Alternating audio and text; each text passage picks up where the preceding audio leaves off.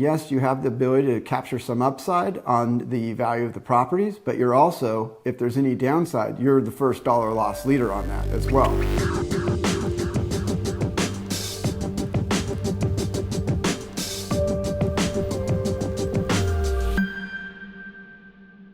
So there's two types of REITs. There's equity REITs.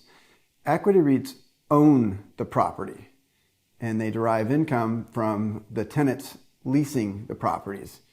And they get appreciation or depreciation in the value of their shares for that equity REIT.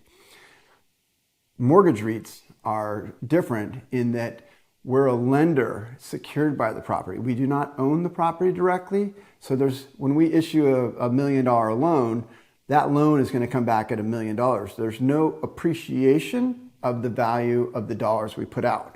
Now we're secured and protected by the 25 to 40% of equity in that property. So the difference is that an equity REIT, traditional equity REIT, yes, you have the ability to capture some upside on the value of the properties, but you're also, if there's any downside, you're the first dollar loss leader on that as well. And so what has been happening is that I think most retail investors didn't distinguish between the two. There is a very popular cannabis equity REIT that was the first to come out in 2016 on the New York Stock Exchange. There's a funny story about that, how they got up on there and nobody else did. And then there's also two other mortgage REITs, but when you read their marketing material, it just says REIT. And so I think that retail investors didn't distinguish the difference. And so those other two publicly traded mortgage REITs are trading at a premium to their par value of their share price. And on a mortgage REIT, there's no reason to trade on a premium other than the discounted cash flow to what is the yield that's coming out on the next quarterly distribution.